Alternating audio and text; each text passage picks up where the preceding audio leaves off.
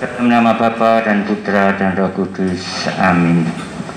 Bacaan diambil dari Injil Markus bab 12 ayat 38 sampai dengan 44.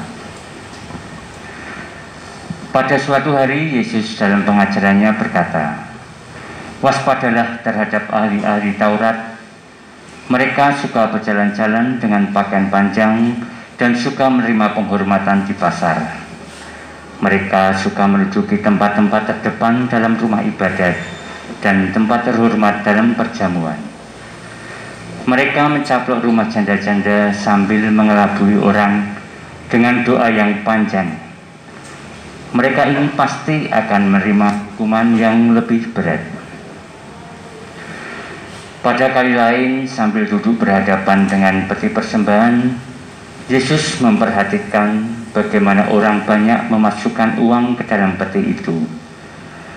Banyak orang kaya memberi jumlah yang besar. Lalu datanglah seorang janda yang miskin. Ia memasukkan 2 peser, yaitu 1 duit.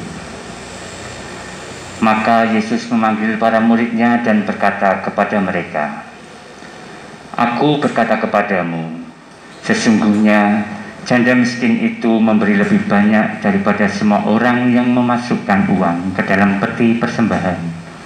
Sebab semua memberi dari kelimpahannya, tetapi janda ini memberi dari kekurangannya. Semua yang ada padanya, yaitu seluruh nafkahnya." Demikianlah Injil Tuhan. Marilah kita dengarkan renungan pada pagi hari ini. Tuhan ingin memiliki hati kita, bukan harta benda kita. Yang Tuhan inginkan adalah memiliki semuanya, termasuk hidup kita. Memberi persembahan kepada Tuhan bukan berarti bahwa Tuhan membutuhkan uang kita. Karena yang terpenting dalam persembahan bukanlah persembahan itu sendiri, melainkan kepada siapa kita memberikan persembahan. Di zaman sekarang, bagi banyak orang memberikan persembahan di gereja seperti persembahan mingguan, bahkan angkanya tetap dari minggu ke minggu selama bertahun-tahun. Persembahan bukanlah upeti supaya Tuhan senang, tetapi memberikan persembahan kepada Tuhan sebagai tanda atau simbol akan pemberian diri kita kepada Tuhan. Memberikan persembahan setiap minggu di gereja tanpa sikap hati yang benar juga adalah sebuah kesia-siaan. Kita senang dengan gambaran persembahan dalam Perjanjian Lama. Hewan yang harus mati sebagai persembahan kepada Allah saat itu mencerminkan kehendak Allah agar kita juga mempersembahkan sesuatu yang mati dalam hati kita.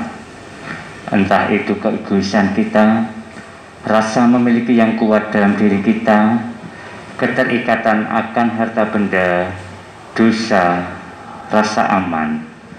Berikanlah itu semua sebagai persembahan kepada Allah, karena Ia jauh lebih tertarik dengan hidup kita daripada dengan hidup kita sekadar harta benda duniawi.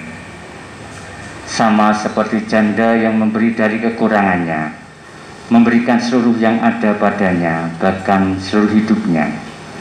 Demikian juga mari kita memberikan hidup kita dan semua yang kita miliki sebagai persembahan yang hidup dan berkenan kepada. Marilah kita persatukan dengan doa Bapa kami. Bapa kami yang ada di surga, dimuliakanlah namamu, datanglah kerajaanmu, jadilah kehendak-Mu di atas bumi seperti dalam surga. Berilah kami rezeki pada hari ini, dan ampunilah kesalahan kami, seperti kami pun mengampuni yang bersalah kepada kami, dan janganlah masukkan kami dalam pencobaan, tetapi bebaskanlah kami dari yang jahat. Kemuliaan kepada Bapa, Putra, dan Roh Kudus, permulaan sekarang, selalu, dan sepanjang segala abad. Terpujilah nama Yesus, Maria, dan Santo Yosef. Santo Yosef, doakanlah kami. Amin. Dalam nama Bapa dan Putra dan Roh Kudus. Amin.